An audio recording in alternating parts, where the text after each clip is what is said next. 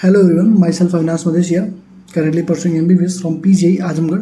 तो आज की जो हमारी वीडियो है उसमें हम लोग DPP नंबर 25, 26, 27, 28 और 29 ये 5 DPP में कराने की कोशिश करूँगा। ठीक है, इसके पहले ही हम लोग 24 DPP ऑलरेडी करा चुके हैं। टॉपिक नंबर 40 तक के जो DPP हैं, जो सबसे मोस्ट इंपॉर्टेंट टॉपिक के DPP थे, वो मैं करवा रहा हूँ। 41 से लेके 80 तक का DPP एक और मेरा जूनियर है, बहुत ही ब्रिलियंट है, अराउंड आई थिंक 170 के अराउंड उसके कुछ नंबर थे फिजिक्स में, वो करवाएगा। ठीक है, तो चलिए स्टार्ट करते हैं रेजिस्टेंस से। सबसे पहला हमारा DPP नंबर 25 है रेजिस्टेंस के क्वेश्चन हम लोग स्टार्ट करते हैं। ठीक, तो 25 है रेजिस्टेंस। सबसे पहला आप इसमें जब क्वेश्चन देखिएगा तब वो क्या दिखेगा, resistance between the terminal point A और B, मतलब A और B में आप मुझे बता दो कि रेजिस्टेंस कितना होगा। तो ऐसे क्वेश्चंस को सॉल्व करने के लिए आपको एक तरीका अपनाना पड़ेगा। क्यों? क्योंकि आप देखिए इनफाइनाइट तक है, मतलब एक ओम यहाँ पर भी होगा, फिर एक यहाँ पर होगा, फिर एक ऐसे होगा, फिर एक ऐसे बनेगा, और ये ऐसे बनते बनते बनते बनते बहुत एंड तक जाएगा।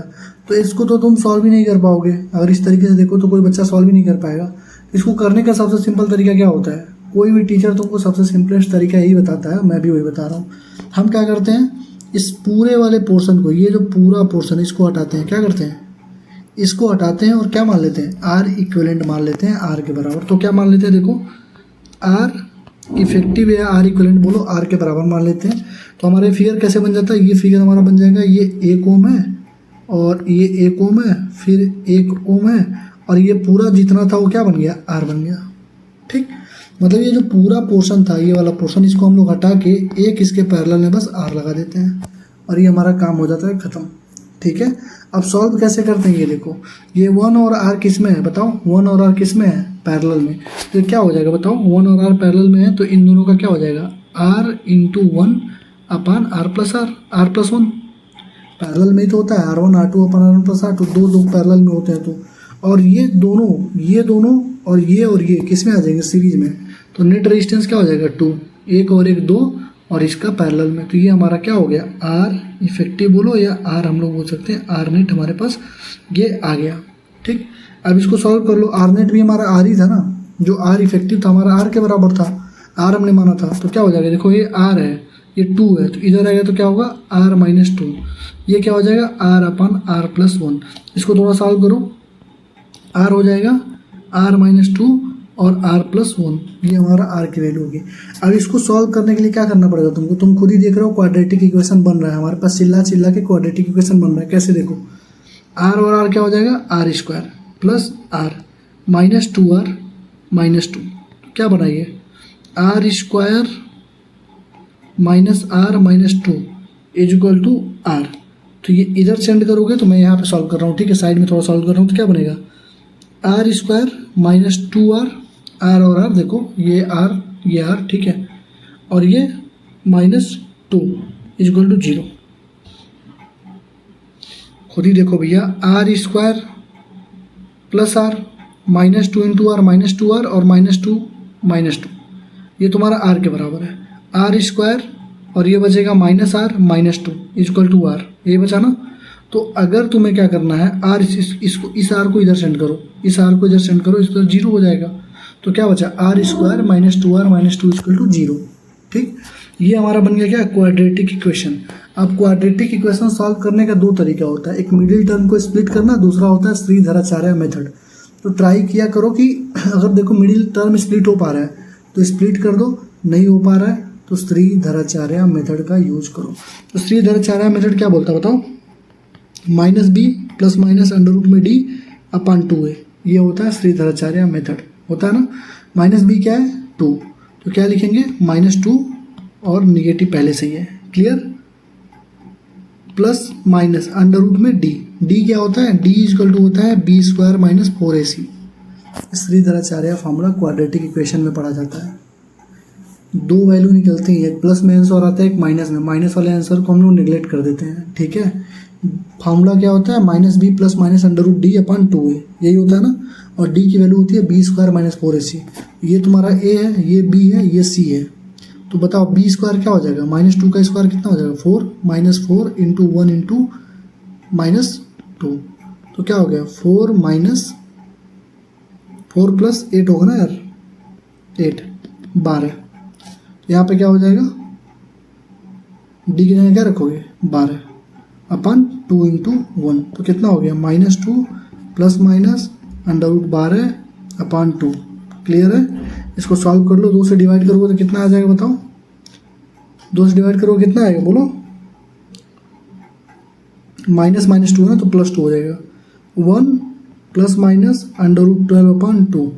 √12 को तुम क्या लिख सकते हो बोलो, √12 को तुम लिख सकते हो 2 × 2 × 3, मतलब 2 बार √3, तो 2 से 2 कटेगा, 2 से 2 कटेगा तो क्या बचेगा 1 ± √3। मतलब आंसर क्या होगा 1 + √3 होगा। 1 - √3 तो होना नहीं है क्योंकि नेगेटिव में आंसर आ जाएगा, तो क्या हो जाएगा 1 + √3, 1 + √3। क्लियर। इसका आंसर क्या होगा सी होगा। ठीक है, तो हमें करनी क्या होती है, बस फिर से मैं तुमको समझा रहा हूँ, जब भी तुमको इनफाइनाइट लैडर वाले क्वेश्चंस आएंगे तो तुम सबको हटाओगे, ये 1 1 1 है तो तुम यहाँ पे 1 ओम का पैरेलल रेजिस्टेंस मान लोगे। ठीक, अगर 2 2 2 है सब तो यहाँ पे 2 ओम का मान लोगे। अगर 3 3 3 3 3 है तो यहाँ पे बस आर मान लेना, आर मानना। ठीक है, और वो आर किसके बराबर होगा, जो तुम पुट किए रहोगे उसके बराबर होगा। सॉल्व किए, ये आया तुम्हारा, इसका आ गया r × 1 r + 1 और +2 आया इसका, और इसका सीरीज में तीनों। ठीक, सॉल्व किए इतना आया, फिर श्रीधराचार्य फार्मूला निकाला तुमने, 2 वैल्यू आएगा, एक 1 + √3, एक 1 - √3। 1 - √3 करेंगे तो माइनस में 0.732 आंसर आएगा, जो कि कभी पॉसिबल नहीं होगा, नेगेटिव वैल्यू में आंसर नहीं आता है, तो पॉजिटिव वैल्यू में आता है, तो 1 + √3 तुम्हारा आंसर हो जाएगा। ठीक है, और ये तरीका तुम कभी भी लगा सकते हो, एनी टाइम, कभी भी श्रीधराचार्य फार्मूला का तुम अप्लाई कर सकते हो। ठीक, पहला क्वेश्चन समझ में आया। ठीक है, चलो, बार बार क्यों बोलता हूँ क्वेश्चन लगाया करो, क्योंकि सारे अच्छे क्वेश्चन होते हैं, और अच्छे क्वेश्चन नहीं लगाओगे फिर खत्म है कहानी तुम्हारी। ठीक है, देखो अगला देखो, 2 आइडेंटिकल वायर हैं हैविंग रेजिस्टेंस ऑफ 1 ओम, 1 ओम का रेजिस्टेंस है। ठीक है, एक का 1 ओम है, देखो इसको ऐसे रख देता हूँ, ये देखो 1 ओम का वायर है, दूसरा भी 1 ओम का वायर है। कह रहा है कि ईच हैविंग रेजिस्टेंस ऑफ 1 ओम, और 10 हैं, 10 आइडेंटिकल वायर हैं, मतलब 10 ऐसे वायर हम लोगों ने ऐसे लगा दिए। तो बताओ कि इक्विवेलेंट कम्बिनेशन में पैरेलल का रेजिस्टेंस क्या होगा। तो आर इक्विवेलेंट क्या होता है, R/N हो जाता है पैरेलल कंडीशन के लिए, और सीरीज कंडीशन के लिए क्या हो जाता है, आर इक्विवेलेंट हो जाता है N × R। तो अभी पैरेलल है तो पैरेलल में कितने हैं 10 हैं, तो नीचे हो जाएगा 10, N हमारा 10 हो गया, और कितना ओम का है 1 ओम का, तो 1/10 मतलब कितना हो गया 0.1 ओम। ए 0.1 ओम, 0.1 ओम, सही है। ठीक, कह रहा है if an observer is moving with respect to stationary electron, कह रहा है कि इलेक्ट्रॉन रुका हुआ है। ठीक, और एक आदमी है तुम्हारा, ये टिक टिक टिक टिक टिक ऐसे जा रहा है, तो बताओ इलेक्ट्रिक फील्ड होगा मैग्नेटिक फील्ड होगा, क्या होगा। देखो ये चार्ज रुका है तो इसके वजह से इलेक्ट्रिक फील्ड तो होगा, लेकिन ये मूव कर रहा है तो इसके ऑब्जर्वर में ये तुमको इसके रिस्पेक्ट में क्या होगा, तुमको लगेगा मूव करते हुए, ये मूव कर रहा है तो इसके विथ रिस्पेक्ट में देखोगे तो ये भी तो मूव करता हुआ दिखेगा। तो इसके रिस्पेक्ट में जब ये मूव करेगा तो कोई भी मूविंग चार्ज क्या करता है, electric field plus magnetic field दोनों प्रोड्यूस करता है। तो both A and B, both A and B, electric field और मैग्नेटिक फील्ड दोनों प्रोड्यूस करेगा। ठीक, क्लियर। अगला क्वेश्चन देखो, केरला इंजीनियरिंग 2001 में पूछा गया, कह रहा है calculate the amount of charge flowing in 2 minute. कह रहा है कि क्यू बता दो क्या होगा, टाइम दे रखा है 2 मिनट, मतलब 120 सेकेंड। ठीक है, इन ए वायर ऑफ रेजिस्टेंस, रेजिस्टेंस दे रखा है 10 ओम, पोटेंशियल डिफरेंस दे रखा है 20 वोल्ट। कह रहा है कि चार्ज बता दो। अब मुझे बस इतना बताओ चार्ज कैसे निकालोगे। Q = क्या होता है I × T, तो अगर मुझे I निकल जाए तो हमारे पास चार्ज निकल जाएगा।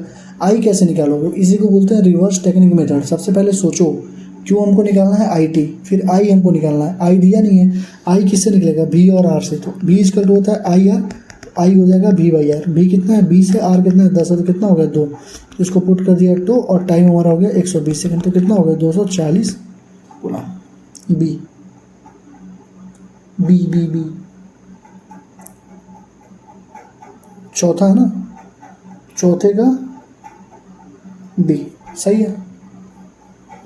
ठीक, अगला देखो, लेंथ को इंक्रीज किया गया 100%, तो बताओ कितना चेंज होगा रेजिस्टेंस ऑफ वायर में।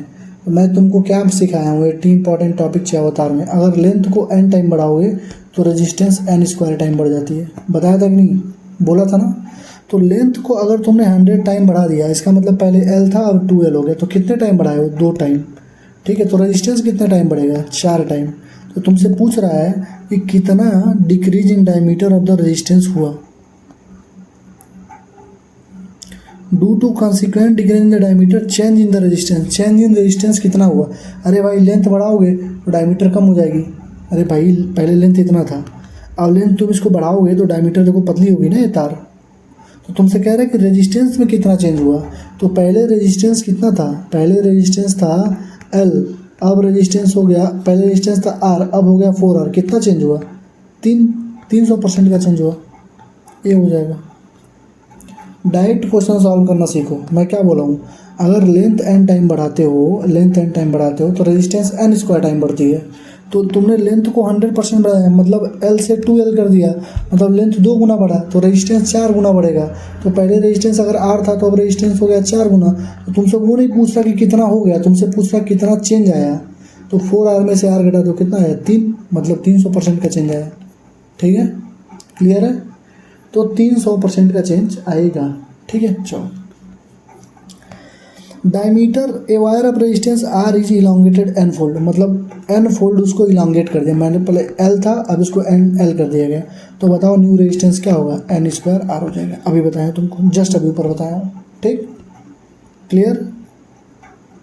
आगे देखो, कह रहा था equivalent resistance between the point X and Y. कह रहा है इस एक्स और वाई के बीच में कितना रेजिस्टेंस होगा। ये ऐसे क्वेश्चन पिछले वाले मतलब डीपीपी में कई बार मैंने कराया था।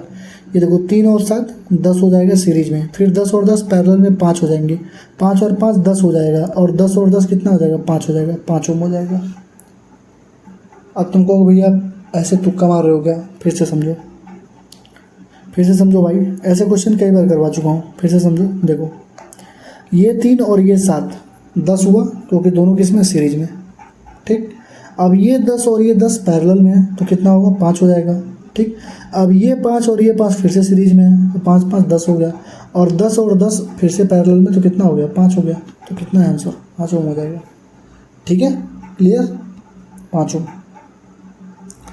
कह रहा what is the equivalent resistance between A and be in the given figure. इस फिगर में ए और बी के बीच में इक्विवेलेंट रेजिस्टेंस कितना है, 20 20 20 20। मिड स्टोन ब्रिज है, बैलेंस है, इसका कोई मतलब नहीं रहेगा। 20 और 20 40, और 20 और 20 40, और 40 और 40 पैरेलल में कितना होगा, 20 हो जाएगा। डी हो जाएगा। ठीक है, D D D D D D. Clear. आगे देखिए, कह रहा है in the figure shown what is the current in ampere drawn from the battery. R1 है 15, ये 15 दिया है, R2 दिया है 10, R3 दिया है 20, R4 दिया है 5, R5 दिया है 25, और R6 दिया है 30। यही है ना, यही है ना। देखो करंट पूछ रहा है, तो B इक्वल टू होता है IR, तो I इक्वल टू हो जाएगा V अपन R नेट। तो बस हमको R नेट पता करना है कि R नेट कितना होगा। R नेट कैसे निकालोगे, देखो 20 5 25 और 25 25 50, तीनों किस में, सीरीज में। ठीक है, क्लियर है। तो ये तीनों किस में, सीरीज में, तो मतलब यहाँ पे कितना हो गया, 50। ठीक, ये 50 और ये 10 पैरेलल में है, तो इन दोनों का कितना हो जाएगा, 50 गुणे 10 अपन 50 प्लस 10, मतलब 500 अपन 60, मतलब 50 अपन 6। ठीक, अब ये 50 अपन 6 और ये 15 और ये 30 किस में, सीरीज में। तो 15 प्लस 30 प्लस 50 अपन 6 सीरीज में कितना हो गया, 45 प्लस 50 अपन 6 कितना हो गया, 6।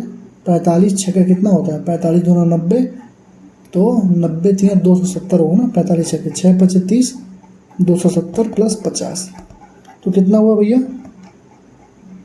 270 और 50 320 अपन 6। ये तुम्हारा हो गया आर नेट। आई हमारे पास होता है B बाई आर, बी हमारा कितना 15, आर कितना है 320, ऊपर चला जाएगा 6, 15 6 के 90 अपन 320, ये कट गया 9 अपन 32, सी 9 अपन 32, 9 अपन 32, सही है, 9 अपन 32। क्वेश्चन को बस समझो, कुछ था नहीं क्वेश्चन है, बस आर नेट निकालो ये तीनों सीरीज में, फिर ये जो सीरीज में आएगा और ये दोनों पैरेलल में, फिर ये तीनों सीरीज में, बस बी अपन आर कर दो, क्वेश्चन सॉल्व हो जाएगा। ठीक है, अगला देखो,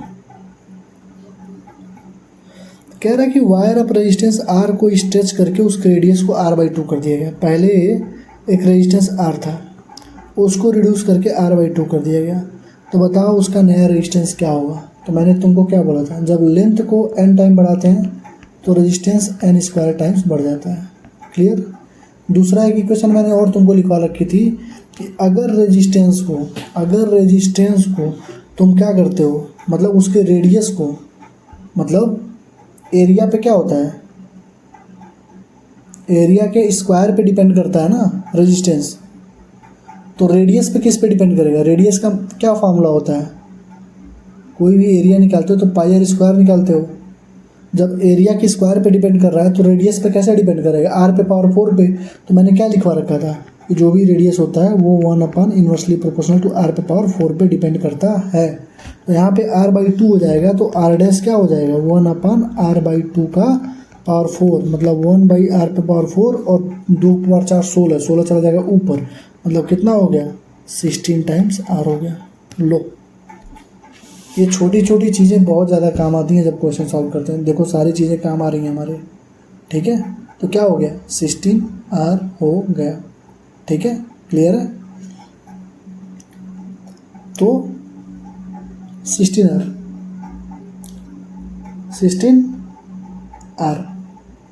ठीक, क्लियर।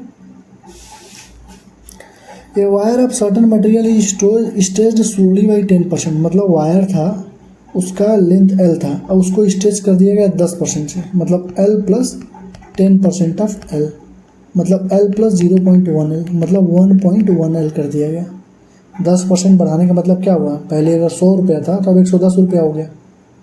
ठीक है, L था तो अब कितना हो गया 10% ऑफ L, मतलब 1.1L हो गया। ठीक, कह रहा है न्यू रेजिस्टेंस क्या होगा, स्पेसिफिक रेजिस्टेंस। स्पेसिफिक रेजिस्टेंस का मतलब होता है रेजिस्टिविटी। क्या होती है, रेजिस्टिविटी।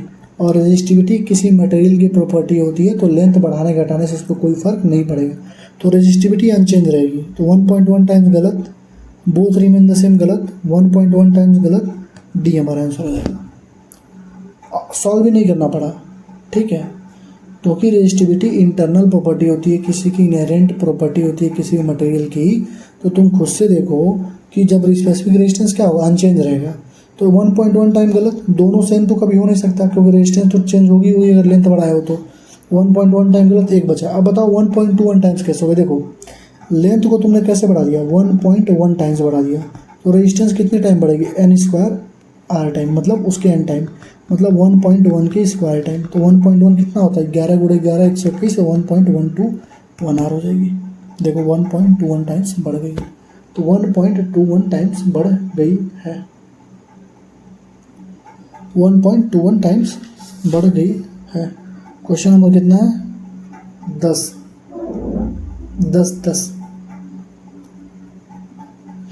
ठीक है,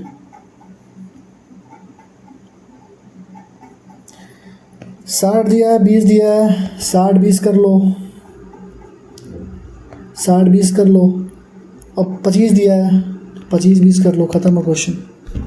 नहीं समझे, कह रहा है कि resistance of a wire 20 degree Celsius पे 20 ओम है। ठीक है, और 500 डिग्री सेल्सियस पे 60 ओम है। तो लिख लो यहाँ पे 20 डिग्री सेल्सियस पे 20 ओम है और 500 डिग्री सेल्सियस पे 60 ओम है। तो कह रहा है कि बताओ 25 ओम पे क्या टेम्परेचर होगा, यही पूछा है ना। तो ये नहीं पढ़े हो, RT = R0 1 + alpha delta T. अगर यहाँ से अल्फ़ा निकाल लें और यहाँ पुट कर दें तो आंसर नहीं आ जाएगा। देखो RT मतलब सेकेंड टेम्परेचर कितना है 60 डिग्री, 60 इनिशियल कितना था 20 था, 1 + अल्फ़ा डेल्टा टी कितना है 500 में से 20 है, 500 में से 20 डिग्री सेल्सियस कितना जाएगा 430 हो जाएगा, 480। तो ये कट जाएगा 20 से 3 बार में, 3 = 1 + अल्फ़ा × 480। तो ये इधर आएगा तो 2 = 480 अल्फ़ा, अल्फ़ा = 2/480, मतलब 1/240। कोई दिक्कत यहाँ तक, आई डोंट थिंक यहाँ तक कोई तुमको दिक्कत होगी। अब कह रहा है कि बता दो 25 ओम पे कितना टेम्परेचर होगा, 25 ओम पे कितना टेम्परेचर होगा। तो फिर लगा दो R T equal to R naught 1 plus alpha delta T, solve करो, खत्म। आर टी कितना है 25 ओम है, आर नॉट हमारा कितना है 20 ओम है, 1 प्लस अल्फा कितना है 1/240, डेल्टा टी कितना होगा, यही तो होगा फाइनल में से इनिशियल, फाइनल हम टी मान लेते हैं, माइनस इनिशियल 20 डिग्री पे कितना था 20 डिग्री था, टी माइनस 20, इसको सॉल्व कर लो कितना आएगा, ये 5 और 4 1 प्लस 1/240 टी माइनस 20, तो इसको टी माइनस 20 ही कर लो, ठीक है। थोड़ा कैलकुलेशन लेंदी होगा, मैं आंसर तुमको बता दे रहा हूँ, कर लेना, ठीक है। पूरे क्वेश्चन तो सॉल्व ही हो गया है, बस कैलकुलेशन की बात है, कैलकुलेशन तो सॉल्व कर सकते हो, कर देता हूँ भाई, मत करो तुम कुछ।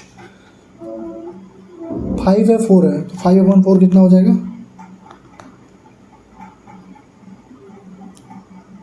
1.25 होगा, 1.25 equal to 1 plus T minus 20/240, ये इधर आएगा तो कितना हो जाएगा 0.25, 0.25 इजकल टू टी माइनस 20/240, 240 से मल्टीप्लाई करो तो 240 गुणे 0.25 मतलब 240 का 1/4 पोर्शन मतलब 60 इजकल टू टी माइनस 20, तो टी इजकल टू कितना हो जाएगा 60 प्लस 20 कितना हो गया 80 है, 80 डिग्री सेल्सियस, 80 डिग्री सेल्सियस, ठीक है। तो ये हमारा था किसका रेजिस्टेंस का, हमने सारा क्वेश्चन यहाँ पे निपटा दिया, ठीक है। ये टॉपिक की डीपीपी नंबर 25 थी। इसके बाद हम डीपीपी करेंगे डीपीपी नंबर 26, जिसमें हम लोग अपना कौन सा टॉपिक करेंगे, पावर हमारे पास टॉपिक है, न्यूटन्स का सेकेंड लॉ है, मोशन इन 1D है, फ्री फॉल है, जो टॉपिक हमको करना है इसमें एडजस्ट कर लेंगे, ठीक है। तो टॉपिक 25 हमारा हो गया रेजिस्टेंस, ठीक है, ये कंप्लीट हो गया, ठीक। चलो टॉपिक नंबर 26 की तरफ बढ़ते हैं, रुक जाओ, चलो आ जाओ डीपीपी नंबर 26 करते हैं, इक्वेशन ऑफ मोशन के क्वेश्चन लगा लेते हैं, ठीक है। चलो डीपीपी नंबर 26 है ये, इक्वेशन ऑफ मोशन, ठीक है। इसे क्वेश्चन करने से पहले तुमको सारे इक्वेशन ऑफ मोशन के फॉर्मूले 5 फॉर्मूले होते हैं, 5 याद होने चाहिए। थोड़ा सा रिलेटिव मोशन का कभी कंसेप्ट होगा तो थोड़ा उसके बारे में भी जानने को तुमको सीखने को इस वीडियो के थ्रू मिल जाएगा, ठीक है। तो आई होप कि तुम्हें वो सारी चीज़ें आती होंगी। चलो आ जाओ स्टार्ट कर लेते हैं, ठीक है, ज़्यादा टाइम नहीं लेंगे, ठीक। चलो आ जाओ भैया, पहला क्वेश्चन देखिए, कह रहा है कि द वेलोसिटी, अब थोड़ा सा हो सकता है कि मतलब पीडीएफ में थोड़ा सा ब्लर दिखे, बट मैं ट्राई करूँगा कि चीज़ें सही कर दूँ, क्योंकि ये जो क्वेश्चंस हैं मुझे अलग अलग प्लेटफॉर्म से उठाने पड़े हैं, क्योंकि इसके अलावा जो क्वेश्चंस हैं नीट JEE ट्रिपल एम्स वो सारे 80 इंपॉर्टेंट टॉपिक बैच में ऑलरेडी करा दिए गए हैं, ठीक है। चलिए, the velocity of a body moving with uniform acceleration कितना दे रखा है 2 मीटर पर सेकंड स्क्वायर इस 10 मीटर पर सेकंड, मतलब यू की वैल्यू दे रखी है 10 मीटर पर सेकंड। कह रहा है वेलोसिटी बताइए after a interval of 4 second, 4 second के बाद आप इंटरवल के बाद वेलोसिटी बताइए। ए दिया है, यू दिया है, टी दिया है, भी पूछा है। तो इक्वेशन ऑफ मोशन सबसे पहला v equal to u plus a t, u दे दिया है 10, एक्सेलेरेशन है 2 गुणे 4, 10 प्लस 8 18 मीटर पर सेकंड। चौथा पहले का चौथा, ठीक, क्लियर। चलिए अगला देखिए, कह रहा है कि acceleration of a body starting from a rest, u equal to 0 है यार, तो इसको बड़ा करने पे ना बहुत बड़ा दिखता है, ठीक है। एज फॉर द इक्वेशन, मतलब जो एक्सेलरेशन है वो 3t + 4 से वेरी कर रहा है, वेलोसिटी पूछ रहा है t इक्वल टू 2 सेकेंड पे। तो मुझे ये बताओ, अगर एक्सेलरेशन से वेलोसिटी निकालना है तो क्या करना पड़ेगा। एक्सेलरेशन होता है dv/dt इक्वल टू 3t + 4, तो मुझे एक्सेलरेशन से अगर वेलोसिटी निकालना है तो क्या करना पड़ेगा, एक्सेलरेशन से वेलोसिटी, वेलोसिटी से डिस्टेंस या डिस्प्लेसमेंट, तो हमको क्या करना पड़ता है, इंटीग्रेशन करना पड़ता है, ठीक।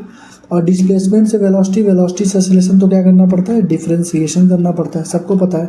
तो क्या हो जाएगा, dv इक्वल टू हो जाएगा क्या 3t + 4 × dt होगा ना। ये क्या हो जाएगा बताओ, 3t² 2 हो जाएगा प्लस 4t हो जाएगा। इंटीग्रेशन यही तो होता है, जितना होता है t n पे पावर n+1/n+1 हो जाता है। तो 3t dt मतलब 3t² 2 + 4t। अब कब पूछा हमको, 2 सेकंड पे, तो कितना हो जाएगा, 3 गुणे 2 का स्क्वायर 4 अपन 2 प्लस 4 इंटू 2, 2 से कटेगा कितना हो गया 6 प्लस 8 कितना हो गया 14 मीटर पर सेकेंड। आंसर है तीसरे का 14 मीटर पर सेकेंड। क्लियर, सही है। अगला देखिए, कह रहा है एक बाल है जिसका मास है 0.5 kg, ठीक है भैया, उसको ड्रॉप किया गया। ड्रॉप करने का मतलब यू का वैल्यू 0 है, हाइट कितना दे रखा है 10 मीटर, 10 मीटर के हाइट से एस की वैल्यू 10 मीटर। कह रहा है हाइट बताओ जब magnitude of velocity becomes equal to the magnitude of acceleration of gravity. मतलब वो हाइट बता दो, यू तो 0 है, ड्रॉप करने पे यू तो 0 है, मतलब भी बता दो जब भी किसके बराबर हो जाए, जी के बराबर।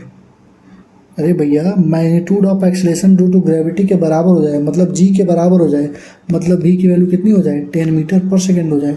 तो यू दिया है, एच दिया है, भी दिया है, हमसे पूछा क्या है, हाइट बता दो। तो क्या होता है बताओ, फॉर्मूला क्या होता है, भी स्क्वायर इक्वल टू होता है यू स्क्वायर प्लस 2gh होता है ना। भी दे दिया 10 का स्क्वायर मतलब 100, यू तुम्हारा 0 ही था, 2 गुणे 10 इंटू हाइट, तो क्या हो जाएगा बोलो, 5 मीटर। 1 0 से 0 कट गया, 2 से 10 कटेगा 5 बार में, हाइट की वैल्यू कितनी हो गई 5 मीटर। मतलब 5 मीटर के हाइट पे जो उसकी वेलोसिटी होगी वो क्या होगी 10 मीटर पर सेकेंड के बराबर होगी।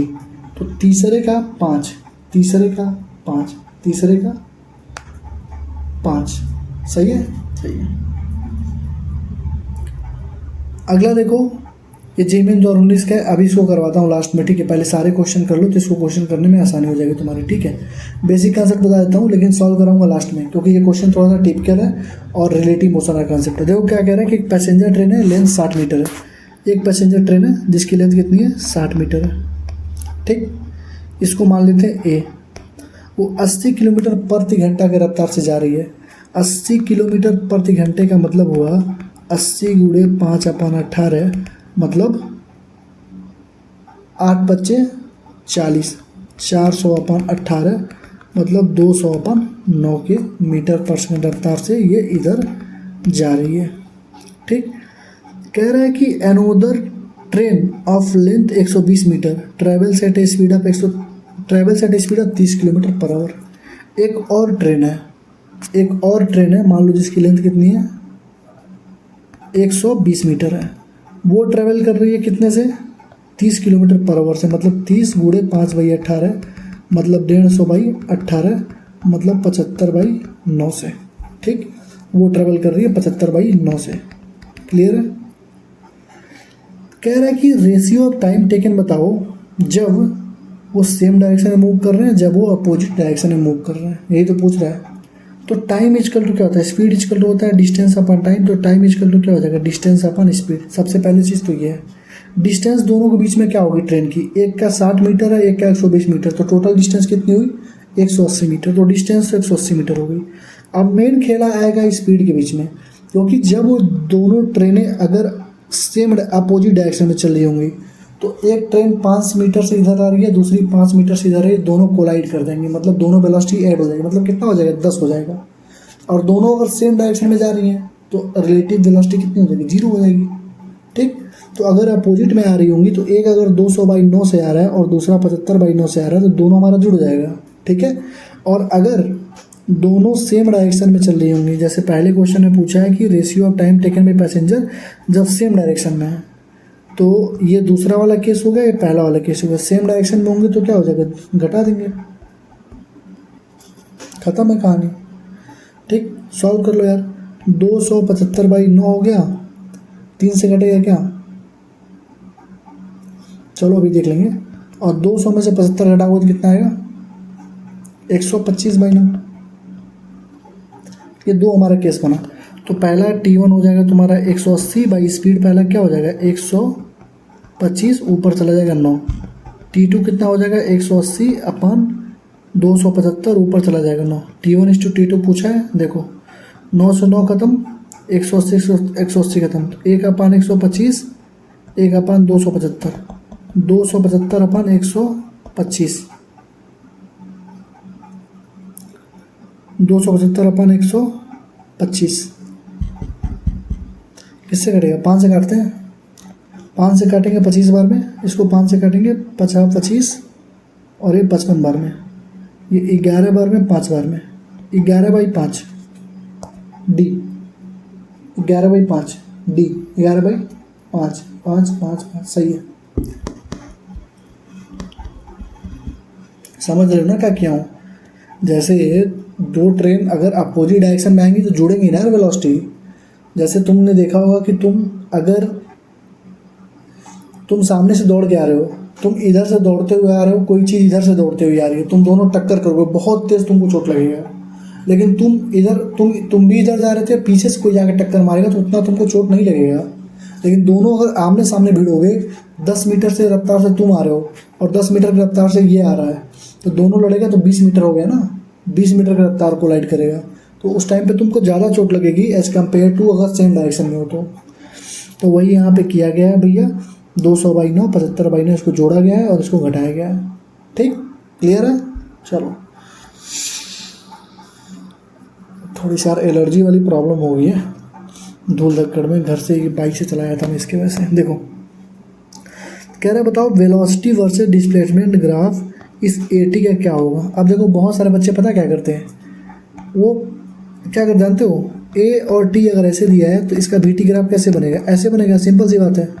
तो कुछ बच्चे इसको टिक करके चले जाते हैं, लेकिन तुम खुद देखो VT नहीं पूछा है, वो तुमसे पूछा है V और S में कैसा ग्राफ बनेगा। तो तुमको मालूम है V² होता है U² + 2AS। U अगर मान लो मैं 0 मान लेता हूँ तो V² directly proportional to S, मतलब V डायरेक्टली प्रोपोर्शनल टू √ में S, यही होगा ना। मतलब ग्राफ कहीं ना कहीं या तो ऐसा बनेगा और या तो ऐसा बनेगा। तो बताओ मुंह किधर खुलेगा, मुंह किधर खुलेगा, जिधर पावर कम होता है।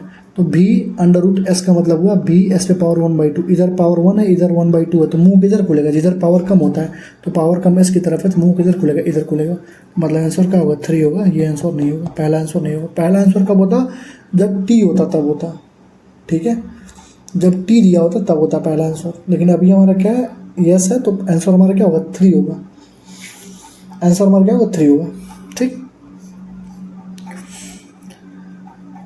अगला क्वेश्चन देखो भैया, क्या है रिलेशन बिटवीन टाइम। देखो time is a function of x² + bx, मतलब time as a function of किसका दिया है, x का। और तुमसे इस क्वेश्चन में जानते हो क्या पूछा होगा, एक्सलेशन पूछा होगा। देखो एक्सलेशन पूछा होगा, एक्सलेशन पूछा है, क्योंकि ये टिपिकल क्वेश्चन है, हर साल पूछता है, JEE मेंस में हमेशा पूछता है। इसके लिए मैंने ट्रिक क्या बता रखी थी, time as a function of x है तो 2 बार क्या करते हैं, डिफ्रेंशिएट करते हैं विथ रिस्पेक्ट टू x और नेगेटिव का साइन लगा के -b³ कर देते हैं। यही मैंने बताया था ना। तो 2 बार डिफ्रेंशिएट इसको करेंगे, dt/dx करेंगे विद रिस्पेक्ट टू s, तो क्या हो जाएगा, बोलो 2ax + b आएगा। और एक बार जब और करेंगे तो ये क्या आ जाएगा, 2a बस आ जाएगा। तो क्या हो जाएगा, नेगेटिव साइन 2a और b³, आंसर क्या होगा, -2a b³, डी हो जाएगा। ये ट्रिक है, ऑफिशियल ट्रिक है, जो हर साल मतलब क्वेश्चन में आता है। नीट में भी ये क्वेश्चन आया है, JEE मेंस में भी आया है, एम्स में भी पूछा गया है।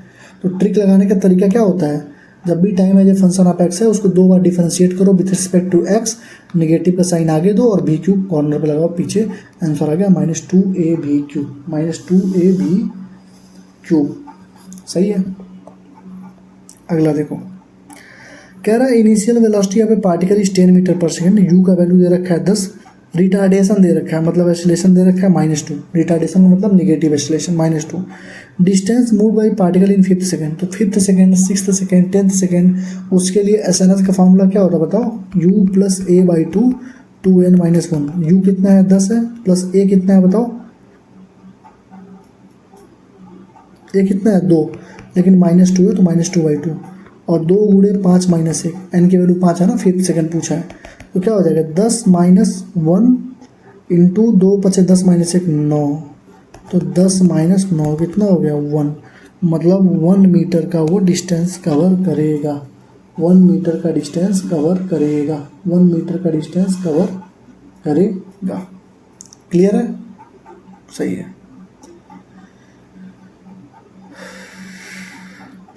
कह रहा है वेलोसिटी यहाँ पे बॉडी वेलोसिटी दे रखा है 20 + 0.1 t²। तो कह रहा है बॉडी कैसे डिपेंडेंट कर रहा है। देखो v डायरेक्टली प्रोपोर्शनल टू, क्या अगर मैं एक्सलेशन निकालता हूँ तो dv/dt निकालूंगा, क्योंकि एक्सलेशन रिटार्डेशन के बारे में तो बात कर रहा है, तो पहले एक्सलेशन निकाल लो। तो एक्सलेशन dv/dt क्या हो जाएगा इसका, 0.2t हो जाएगा, क्योंकि ये तो कांस्टेंट 0, ये 2 आगे आ जाएगा 0.2t। तुम खुद देखो कि जो dv/dt मतलब जो एक्सेलरेशन है वो directly proportional to 0.2 times T के है, मतलब टी के साथ वेरी कर रहा है। मतलब कैसा है, यूनिफॉर्म है कि नॉन यूनिफॉर्म है? यूनिफॉर्म नहीं है, ये नॉन यूनिफॉर्म है, क्योंकि टाइम के साथ वेरी कर रहा है, तो नॉन यूनिफॉर्म एक्सेलरेशन होगा। ठीक, क्लियर?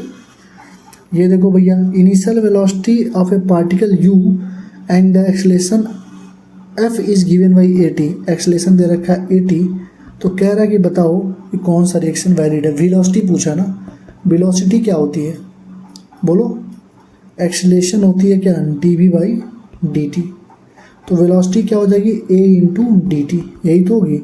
और a इंटू डी टी, ए पहले से at दे रखा है, तो at इंटू डी टी, मतलब ये एक्सेलरेशन की वैल्यू कितनी, 80 है, तो क्या हो जाएगा 80² हो जाएगा।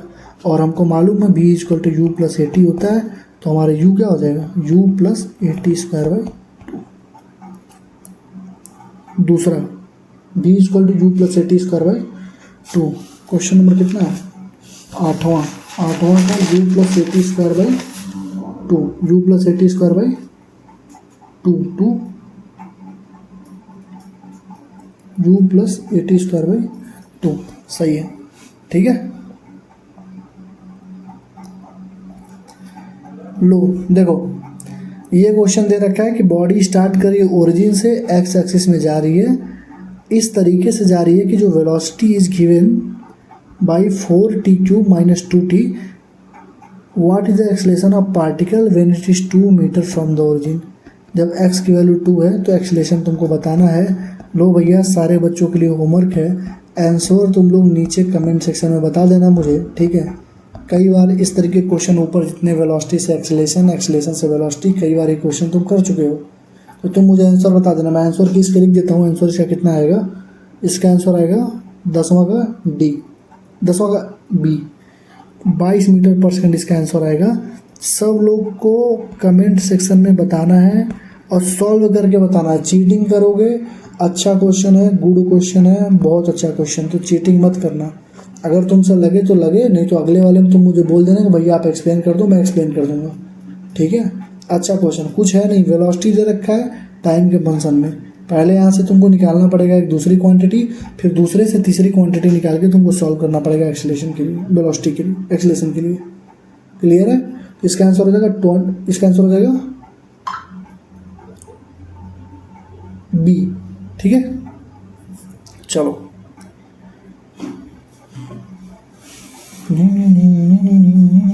कह रहा है ball is release from a height h if t1 and t2 is the time to complete first half and second half. देखो, जब डिस्टेंस सेम होता है तो मैंने क्या रेशियो निकलवा रखा था, रेशियो मैंने क्या निकलवा रखा था बोलो, t1 is to t2 - t1 is to t3 - t2 लिखवाया था ना मैंने, क्या लिखवाया था, पहले √1 होगा, फिर √2 - √1 होगा, फिर √3 - √2 होगा, फिर √4 - √3 होगा, ऐसे लिखवाया था ना रेशियो।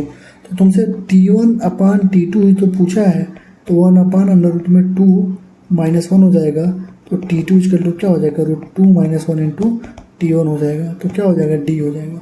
और ये जीमेन का 2022 का क्वेश्चन है, ठीक है। और ये रेशियो अगर किसी बच्चे को पता है तो बताओ, इस क्वेश्चन को सॉल्व करने की नीड थी क्या, इस क्वेश्चन को सॉल्व करने की नीड थी क्या, मुझे ये बताओ। तो क्या हो जाएगा, D D D D D D 11 का 11 है ना, 11 का डी, 11 का डी सही है, ठीक है, 11 का डी सही है। क्लियर? अगला देखो,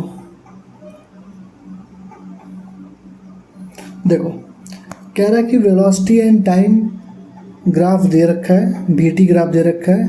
कह रहा है कि पॉइंट जो एस है वो 4.333 पे है। The total distance covered by the body in 6 second. यहाँ तक टोटल कितना डिस्टेंस कवर करेगा, तो टोटल डिस्टेंस क्या होता है, देखो टोटल डिस्टेंस क्या होता है? Complete area. क्या होता है? Complete area. मतलब ये एरिया और प्लस ये एरिया। अगर पूछता टोटल डिस्प्लेसमेंट तो ऊपर में से नीचे वाले को हटा देते। डिस्प्लेसमेंट का मतलब होता है कि जो पॉजिटिव में है उसको पॉजिटिव में रखो, निगेटिव वाले को हटा दो। डिस्टेंस पूछ रहा है, मतलब चाहे पॉजिटिव में हो चाहे निगेटिव में हो, डिस्टेंस हमेशा पॉजिटिव ही होता है, तो डिस्टेंस को ऐड कर दो। तो इसका एरिया निकालो, इसका एरिया निकालो। इसका एरिया निकालेंगे, क्या है? ट्रेपेजियम है। ट्रेपेजियम का फॉर्मूला क्या होता है?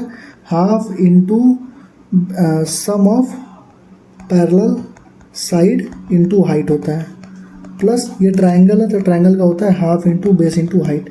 अब देखो एक तरीका और है करने का, इसको एक ट्रायंगल मान लो, इसको एक रेक्टेंगल मान लो, इसको ट्रायंगल। तो इतना लंबा करने की कोई नीड नहीं है खींचने की।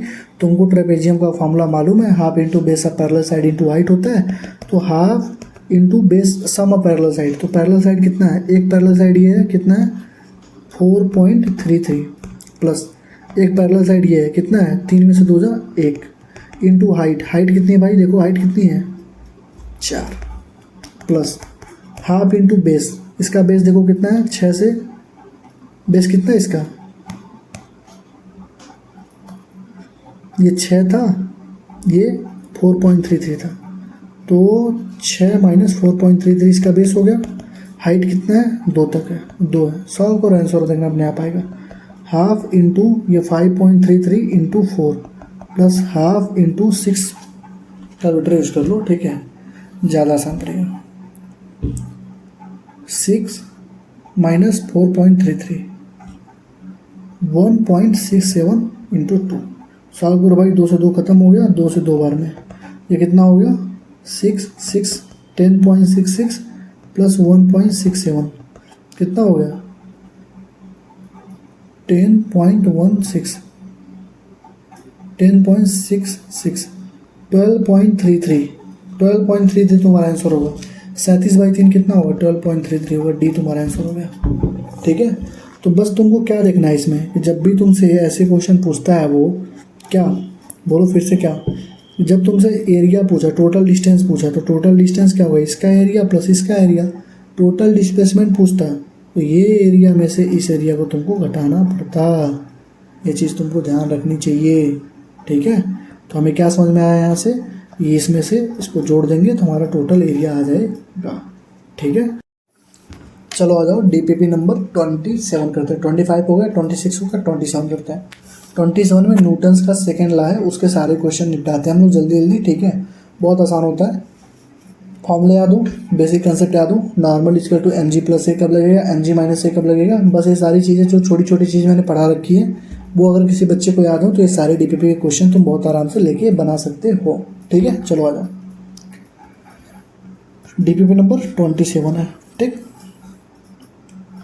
पहला क्वेश्चन देखो,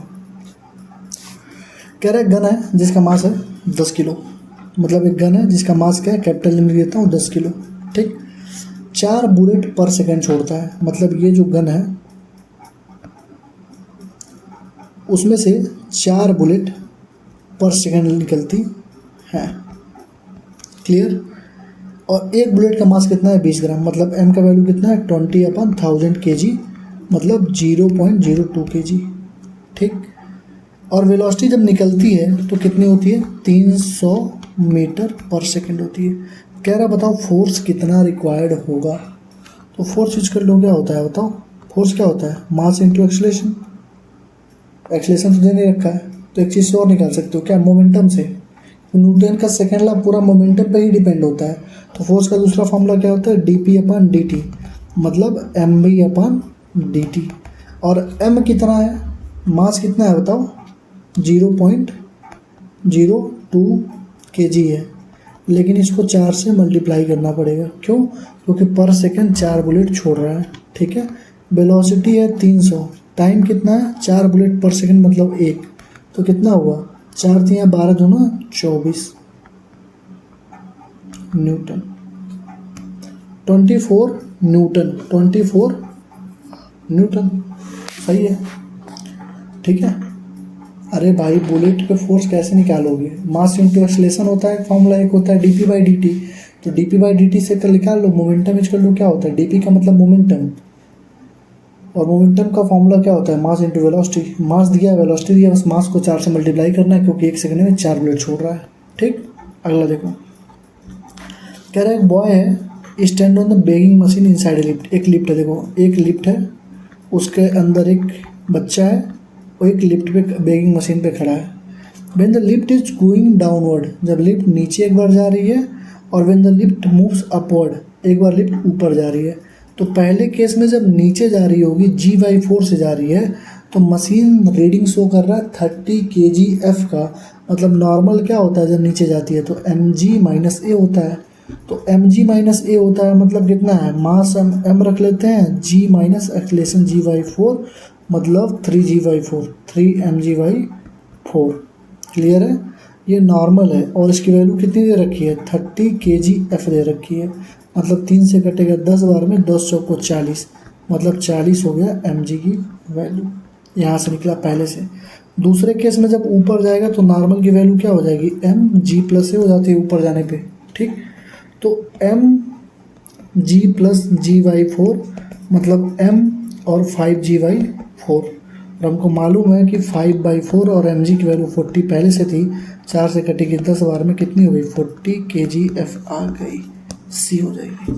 ठीक, तो कंसेप्ट क्या था, नीचे जाने पे mg-a, ऊपर जाने पे mg+a, mg-a से mg निकाल लो, उसी mg को पुट कर दो, जब ऊपर जा रहा है mg+a में पुट करोगे 50 kgf की वैल्यू हमारे पास आ जाएगी। तो दूसरे का आंसर कितना होगा, सी। दूसरे का आंसर कितना होगा, सी होगा। ठीक, अगला देखिए, 5 ग्राम है, 10 ग्राम है, आपसे कह रहा है एक्सीलरेशन ऑफ द सिस्टम बताओ अगर मास को लेफ्ट फ्री कर दिया गया। तो दो सिस्टम के लिए एक्सीलरेशन क्या होता है, m2 - m1 अपान m1 + m2 इंटू जी। m2 कितना था, इसको 10 है, इसको 5 मान लो, तो 10 - 5 अपान 10 + 5 इंटू 10। जी है तो जी को जी रखो, कोई दिक्कत नहीं है। तो 5 अपान 15 इंटू जी मतलब g/3 बी हो जाएगा। ठीक, दो सिस्टम का एक्सीलरेशन का फॉर्मूला ही होता है m1 - m2 अपान m1 + m2 इंटू जी। ठीक, g/3, g/3। क्लियर, अगला देखिए भैया, a lift is moving down with acceleration A. कोई एक लिफ्ट है, वो नीचे आ रहा है एक्सीलरेशन ए से। ए मैन है, एक आदमी है, इसमें बैठा हुआ है, एक बॉल को नीचे गिरा रहा है। ठीक, acceleration of the ball as observe by the man in the lift. तो जो आदमी लिफ्ट में है उसके वजह से एक्सीलरेशन क्या होगी, तो ये जी था, जी नीचे लग रहा होगा। ठीक है, जी तो नीचे ही लग रहा होगा ना। ठीक, और acceleration of the ball as observe by the man in the lift and the man standing on the ground. देखो जो आदमी यहाँ ग्राउंड पे रहेगा उसके रिस्पेक्ट में तो बस उसको क्या दिखेगा, बॉल दिखेगा, कि जो बॉल है वो जी के रिस्पेक्ट में गिर रहा होगा, तो इसके वजह से तो जी होगा। तो g-a वाला ऑप्शन तो ख़त्म हो जाएगा। ठीक, और जो अंदर आदमी है उसके रिस्पेक्ट में क्या दिखेगा, अंदर जो आदमी है उसके रिस्पेक्ट में तो जी दिखेगा नहीं, क्योंकि जी नीचे लग रही है और एक्सीलरेशन भी लग रही है, तो इसके रिस्पेक्ट में क्या दिखेगा, g-a दिखेगा। तो g-a और g हो जाएगा, c हो जाएगा। ठीक है, इसका ऑप्शन मैं डायरेक्ट भी टिक कर सकता था, देखो कैसे, ध्यान से सुनना। एक तो मैं ऑप्शन एलिमिनेट कर देता ये g-a वाला, क्योंकि मुझे मालूम है जो बाहर आदमी है उसको जी ही दिखेगी, तो ये वाला ऑप्शन खत्म हो जाता।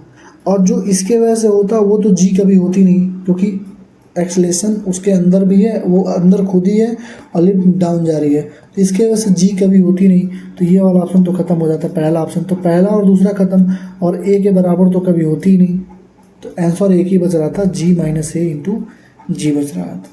तो इसका आंसर हो जाएगा सी। तो चौथे का सी, चौथे का सी, सी सी सी सी सही है। अगला देखो, कह रहा 3 फोर्सेज है F1, F2, F3 are acting on a particle on mass m such that F2 and F3 are mutually perpendicular, then the particle remains stationary. अगर कोई पार्टिकल स्टेशनरी है मतलब इक्विलिब्रियम का कंडीशन है, मतलब F1 + F2 + F3 क्या है, 0 है। तीनों वेक्टर का जो सम है वो 0 है, इक्विलिब्रियम का कंडीशन है स्टेशनरी का होने का मतलब। ठीक है, अगर F1 को रिमूव कर दिया गया, F1 को रिमूव कर दिया गया तो बताओ एक्सीलरेशन ऑफ द पार्टिकल क्या होगा। तो जो ए नेट होगा वो क्या होगा, F नेट अपान m के बराबर होगा, और ये एफ नेट किसके बराबर होगा? अगर तुम उसको निकाल दोगे तो F2 प्लस F3 तो बचेगा, और वो भी किसके बराबर होगा? F1 के ही तो बराबर होगा, क्योंकि दोनों जब परपेंडिकुलर हैं 90 डिग्री पे हैं, 90 डिग्री पे हैं F2 और F3, तो अगर मैं इसका रिजल्टेंट निकालूंगा तो F2 का स्क्वायर प्लस F3 का स्क्वायर अंडर रूट में आएगा, और वो भी तो F नेट के ही बराबर होगा, F के ही बराबर होगा। तो इक्विलिब्रियम में थे, इक्विलिब्रियम का होने का मतलब हुआ F1 plus F2 plus F3 equal to 0। मतलब अगर F2 प्लस F3 भी लिखोगे तो ये किसके बराबर होगा? F1 के ही बराबर होगा। इक्विलिब्रियम होने का मतलब बस इतना हो गया कि अगर F2 और F3 का अगर F2 और F3 का रिजल्टेंट इधर है तो F1 का रिजल्टेंट इधर होगा। ठीक है, तो ये डायरेक्शन बस निगेटिव को बताता है। समझ रहे क्या कह रहा हूँ? जैसे F1 plus F2 plus F3 0 हो गया क्योंकि स्टेशनरी है, इक्विलिब्रियम पे। क्लियर? तो F2 प्लस F3 F1 के तो बराबर होगा, निगेटिव में F1 के बराबर होगा। निगेटिव साइन क्या बता रहा है? बस डायरेक्शन कोई तो बता रहा है कि अगर F2 और F3 का रिजल्टेंट इधर है तो F1 तुम्हारा इधर होगा। F1 अगर इधर होगा तभी ये क्या होंगे? इक्विलिब्रियम में होंगे, क्योंकि तीनों का सम क्या है? 0 है। तो F2 प्लस F3 किसके बराबर? F1 के ही बराबर है। तो ए नेट हमारा क्या हो जाएगा? F1 तो हट गया तो बचा क्या? ए नेट हमारा क्या हो जाएगा? ए नेट हमारा हो जाएगा F2 प्लस F3 अपान एम। तुम कोई ऑप्शन देखो, F2 प्लस F3 अपन M दिख रहा है क्या? कोई ऑप्शन नहीं दिख रहा होगा। तो F2 प्लस F3 को तुम F1 भी तो लिख सकते हो, तो F1 अपन M। तो F1 अपन M देखो कहीं पे दिख रहा है, पहला ऑप्शन दिख रहा है A। ठीक, तो अगर F2 प्लस F3 अपन M दिया होता तब भी तुम टिक कर देते, और F1 अगर दिया होता तब भी तुम टिक कर देते, क्योंकि एक्सलेशन क्या होता है? F नेट अपन मास होता है। क्लियर? तो ए भैया ए। ठीक, ठीक है। ये देखो ऐसे क्वेश्चन को करने का सिंपल तरीका देखो, कह रहा है कि M2 है, M3 और M1 है। ठीक, M1 हमारा नीचे है और M2 और M3 पे फ्रिक्शन लग रहा है म्यू का। ठीक, तो कह रहा है कि बताओ कि डाउनवर्ड एक्सलेशन M1 का क्या होगा। तो हमको मालूम है एक्सलेशन क्या होता है? F नेट अपन M, और ये जो F नेट होता है वो क्या होता है? चलाने वाला फोर्स। मैंने क्या सीखा है हमेशा? चलाने वाला फोर्स माइनस रोकने वाला फोर्स, रोकने वाला फोर्स अपन नेट मास, यही होता है ना M नेट। तो चलाने वाला फोर्स क्या होगा? चलाने वाला फोर्स यही तो होगा, ये इसको नीचे खींच रहा होगा और ये इसको अपोज कर रहे होंगे दोनों को, दोनों के बीच में क्या फ्रिक्शन है, यहाँ पे फ्रिक्शन है तो रोक रहे होंगे। तो चलाने वाला फोर्स क्या है?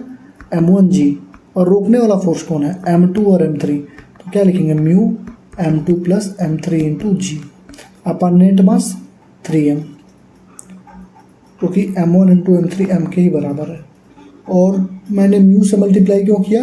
क्योंकि ये जो M2 और M3 का फ्रिक्शन लगा है, तो यहाँ पे जो नॉर्मल होगा म्यू mg के ही तो बराबर होगा नॉर्मल रिएक्शन, जो इसको इधर खींच रही है, तो म्यू mg तो ही होगी।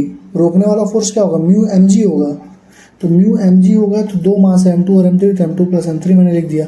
अब mg लिखूंगा क्योंकि मास तब का बराबर है, माइनस 2 M2 और M3 मतलब 2M, M और M 2M, 2 म्यू g अपान 3M, और M कट गया तो g माइनस 2 म्यू g अपान 3, मतलब अगर g कॉमन ले लो तो 1 माइनस 2 म्यू अपान 3। लो, कोई सा भी दुनिया का कोई सा भी क्वेश्चन आए, पुल्ली ब्लॉक सिस्टम कहीं सा भी कोई क्वेश्चन आए, अगर तुमको एक चीज़ पता है क्या, कि चलाने वाला फोर्स माइनस रोकने वाला फोर्स अपन F नेट निकाल दोगे, नेट मास रख दोगे, तो सारे आंसर तुम्हारे सामने होंगे, तो कोई भी क्वेश्चन तुम्हारा गलती होने वाला नहीं है। बस तुम्हें क्या करना है? चलाने वाला फोर्स माइनस रोकने वाला फोर्स अपन नेट मास। क्लियर है? चलो, तो G 1 माइनस 2 म्यू अपान 3 सही है। अगला देखिए भैया, कह रहा है कि एक बॉल है इधर से आई और वॉल से एंगल बना के, इधर के एंगल नहीं बनाइए, इस दीवार से एंगल बनाइए 60 डिग्री की, और बताओ कि इम्पैक्ट जो टाइम था 0.2 सेकेंड था, बताओ फोर्स एग्जर्टेड कितना होगा। तो फोर्स इक्वल टू होता है dp अपान dt, और इस केस में जो dp होता है क्या होता है? 2mb sine theta upon dt होता है। अगर ये एंगल दिया होता तो यहाँ पे फॉर्मूला क्या हो जाता है? 2mb cos theta upon dt, लेकिन ये वॉल से एंगल दिया है तो साइन थीटा वाला फॉर्मूला लगता है वॉल में, तो क्या हो जाता है? 2 इंटू मास है 3 इंटू वेलोसिटी दे रखा होगा कुछ ना कुछ, 10 दे रखा है, 10 साइन 60 की वैल्यू कितनी होती है? 0 1/2 1/2 √3/2 √3/2 2 और टाइम की वैल्यू दे रखी है कितनी 0.2। 2 से 2 बार में कटेगा और ये हो जाएगा 30√3 अपान 0.2 मतलब कितना हो जाएगा 2 से कटेगा कितनी बार है 15 बार में, तो 0.2 से कटेगा 150 बार में 150√3। ये हो जाएगा 150√3 150√3 150√3 150√3। एक ball of mass m is tied with a string. एक बॉल को हम लोगों ने ऐसे इसको स्ट्रिंग से टाइट कर दिया गया, रोटेट कर दिया गया, इसको ऐसे हॉरिजॉन्टल ऐसे रोटेट कर दिया गया। तो कह रहा है वेलोसिटी भी है, tension in the string is T है, इस टेंशन में कितनी है टी है। तो बताओ ये force required for the circular motion क्या होगी।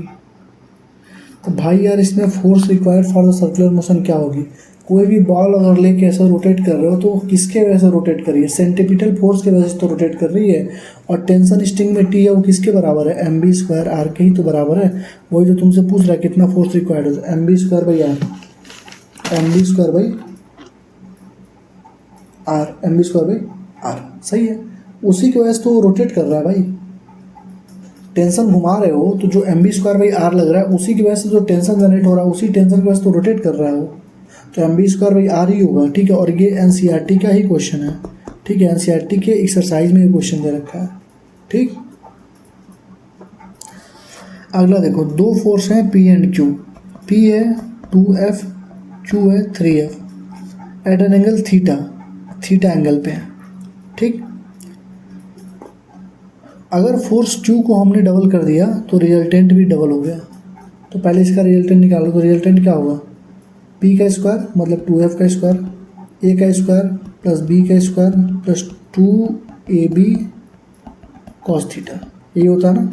तो R का स्क्वायर क्या हो जाएगा 4F square plus 9F square, 2 दूना 4 3 12F cos थीटा, कितना हो जाएगा 13F square plus 12F cos theta equal to R square. Clear है। अब कह रहा है कि अगर हमने फोर्स Q को डबल कर दिया गया तो रिजल्टेंट भी डबल हो गया। तो अगर Q को तुमने डबल कर दिया मतलब P अभी भी 2F है, Q तुम्हारा 6F हो गया।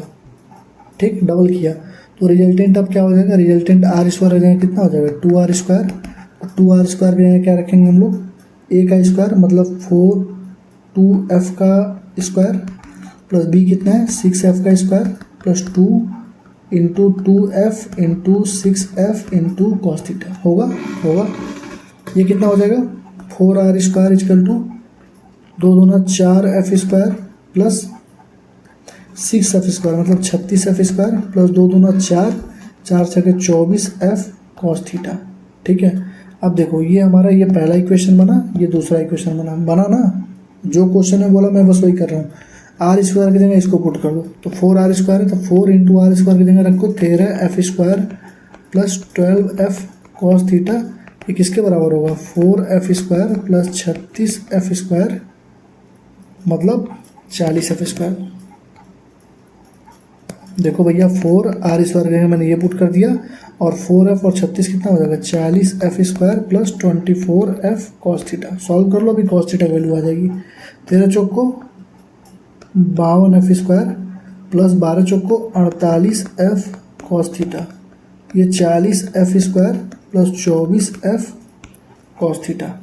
48 में से 24 जाए तो बचेगा कितना 24F कॉस थीटा, और 40 में से 12 जाए कितना बचेगा -12F स्क्वायर। F से F कट जाएगा और ये 2 कटेगा -1/2 equal to cos theta. Cos theta value -1/2 मतलब थीटा वैल्यू कितनी 120 डिग्री डी हो जाएगी। ठीक है, क्वेश्चन देखो कितना लंबी और खूबसूरत क्वेश्चन है। हो सकता है क्वेश्चन तुमसे पूछा जा सके, हो सकता है क्वेश्चन तुमसे पूछ लिया जाए एग्जाम में। ठीक है, हो सकता है कि एज इट इज क्वेश्चन ये रिपीट हो जाए तुमसे, क्योंकि JMN 2019 का क्वेश्चन है और अच्छा क्वेश्चन है। क्वेश्चन में कुछ नहीं है, रत्ती भर का दम नहीं है, बस क्वेश्चन लेंदी है, लेंदी होने के चक्कर में तुमको फंसा सकता है, बस इतना ही इसका काम है और इसका कोई काम नहीं। इसकी दुनिया में इसकी कोई मतलब वैल्यू नहीं है। बस इसमें क्या है, रिजल्टेंट तुमको वेक्टर आना चाहिए निकालना। रिजल्टेंट निकाले, 2 गुना हुआ तो 2R का स्क्वायर रख के पुट किया, 4R स्क्वायर, R की वैल्यू यहाँ से ला के यहाँ पुट किए, फिर इसको सॉल्व किए, थीटा वैल्यू 120 डिग्री आई। ठीक है, ये क्वेश्चन मैंने करवाई दिया। कह रहे radius of circular path of two particle same mass in the ratio of 6:8, मतलब R1:R2 की वैल्यू है 6:8। What will be the velocity if they the same centripetal force, centripetal same force है मतलब mv²/r क्या है, सेम है, ठीक। तो मास तो सेम ही होगा, मतलब v² directly proportional to r हो गया यहाँ से, मतलब v² 1² इक्वल टू क्या हो गया, R1/R2 इक्वल टू 6/8, मतलब v1/v2 इक्वल टू क्या हो गया, रूट में 6/8, मतलब क्या हो गया 2√2 √6, मतलब √3/2, D D D D D, ठीक। कह रहा रॉकेट है, लिफ्ट ऑफ मास इसका इतना केजी है, ब्लास्टेड अपवर्ड, एक रॉकेट है जिसको 10 मीटर पर सेकेंड स्क्वायर से ऊपर जा रहा है। The initial thrust of the blast, मतलब हमसे थ्रस्ट के बारे में पूछ रहा है, तो कोई चीज़ ऊपर जाती है तो नेट थ्रस्ट, नेट फोर्स क्या हो जाता है, mg+a हो जाती है। तो मास कितना है 3.5 × 10⁴, जी हमारा 10 होता है, एक्सीलरेशन भी 10 दे रखा है, 10 10 20, 20 × 3.5, 3.5 × 2 7, 7 × 10⁵ newton. B B B B B सही है, ठीक है। कोई चीज़ ऊपर जाती है तो यार नेट फोर्स क्या होता है, mg+a होता है, नीचे जाती है तो mg- हो जाता है।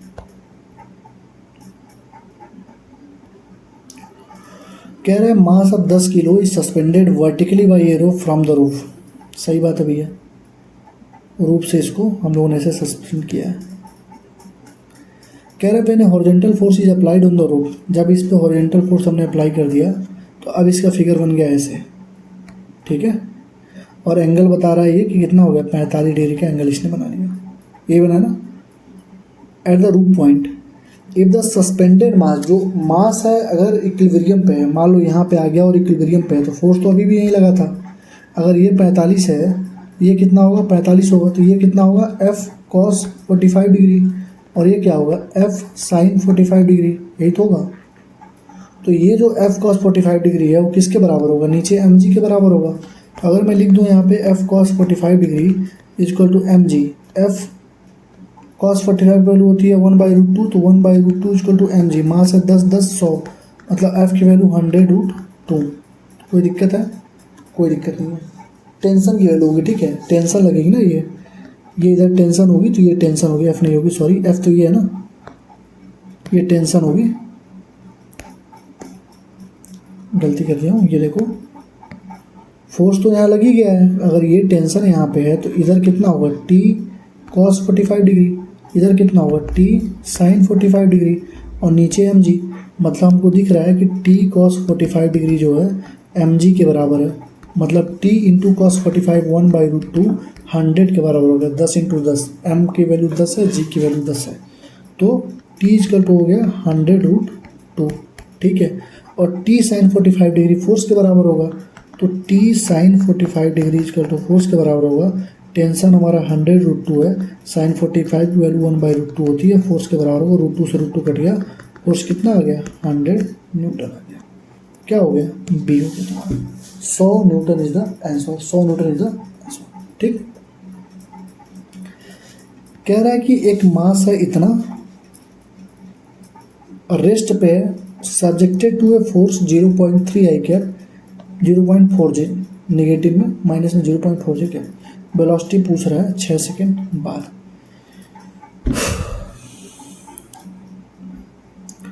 U की वैल्यू 0 है, क्लियर, फोर्स दे रखा है 0.3 I cap minus 0.4 J cap, और वेलोसिटी पूछ रहा है हमसे टाइम इक्वल टू 6 सेकेंड बाद। फोर्स इक्वल टू क्या होती है, मास इंटू एक्सीलरेशन, यही होती है ना। हमको एक्सीलरेशन निकालना, मास हमको दे रखा है, मास 0.2 है, हमको एक्सीलरेशन चाहिए। एक्सीलरेशन कैसे निकालोगे, v equal to u + at से निकाल लो, u तो 0 ही है, तो v इक्वल टू क्या हो जाएगा a × t, तो a क्या हो जाएगा v/t। वेलोसिटी कितनी दे रखी है 0.3 I cap minus 0.4 J cap upon time, time कितना है 6 सेकेंड, तो कितना हो जाएगा बताओ भैया, 0.3 I कैप अपॉन 6, बोलो 30/6 होता तो 5 हो जाता, तो 0.05 मेरे हिसाब से होना चाहिए। कर लेते हैं, कैलकुलेटर यूज़ कर लो। 0.3 डिवाइडेड बाई 6, देखो 0.05 आई cap minus 0.4 divided by 6, 0.06, 0.06।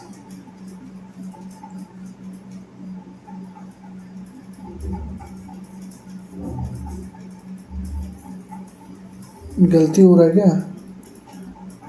Answer कितना दिया है? 13 का ये दिया है।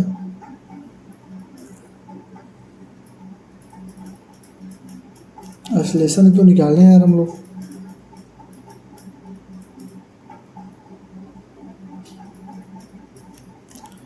What is the velocity after, हमसे वेलोसिटी पूछा है यार, मैं एक्सलेशन निकाल रहा हूँ तब से, इसलिए दिमाग मेरा काम नहीं कर रहा इस टाइम पे। हमसे पूछा क्या, मैं निकाल कर, हमसे पूछा वेलोसिटी बताओ 6 सेकंड पे। तो वेलोसिटी इक्वल टू क्या होता है, v इक्वल टू होता है u प्लस ए टी। हमको एक्सलेशन चाहिए, एक्सलेशन तो चाहिए हमको। तो एक्सलेशन कैसे निकालोगे, फोर्स अपॉन मास से। फोर्स दे रखा है 0.3 आई कैप माइनस 0.4 अपॉन 2। 0.3 अपॉन 2 करोगे कितना आएगा, 0.15 आई कैप माइनस 0.2 जे कैप। ये तुम्हारा एक्सलेशन आ गया।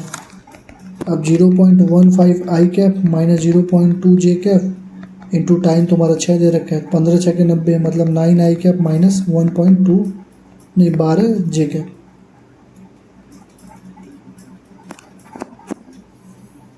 ये 0.2 है ना, ये मास कितना 0.2 kg है ना, ये 15 हो जाएगा, 1.5 माइनस 2 हो जाएगा, खत्म है भाई। 1.5 आई कैप माइनस 0.2 जे कैप, और ये 1.5 होगा, सॉल्व करोगे 9 आई कैप माइनस 12 जे कैप आ जाएगा, ए हो जाएगा। ठीक है, तो वेलोसिटी पूछा था। ठीक, तो ये हमारा 3 टीपीपी कंप्लीट हो चुका है। माइंड यार एग्जॉस्ट हो चुका है एकदम। ठीक है, क्योंकि सुबह से बस यही सब काम कर रहा हूँ, डीपीपी बनवा रहा हूँ, क्वेश्चन प्रैक्टिस की सीट अपलोड करवा रहा हूँ, जो जो तुम लोग को डीपीपी चाहिए थी, पीडीएफ चाहिए थी, वो बनवा रहा हूँ सुबह से एकदम। माइंड एग्जॉस्ट, सुबह से उठा हूँ, सुबह से ही काम कर रहा हूँ। ठीक है, तो 3 डीपीपी रहने दो। 25, 26, 27 हो चुका है। ठीक है, 28, 29, 30 कल करा दूँगा। ठीक, मतलब 40 तक मैं करा दूँगा, उसके बाद जो जूनियर है मेरा वो करा देगा। ठीक है, ऐसा नहीं है ख़राब करेगा। ठीक है, बहुत अच्छा पढ़ाता है और नंबर भी बहुत अच्छे हैं उसके, 170 के अराउंड नंबर थे। ठीक है, फिजिक्स में, तो वो करवा देगा 41 से 80 तक का। ठीक है, thank you, all the best. इसमें कोई अगर दिक्कत हो, कोई डाउट हो, कितने क्वेश्चन सही हुए हैं, कमेंट वाले सेक्शन में ज़रूर बताना। ठीक है, चलो।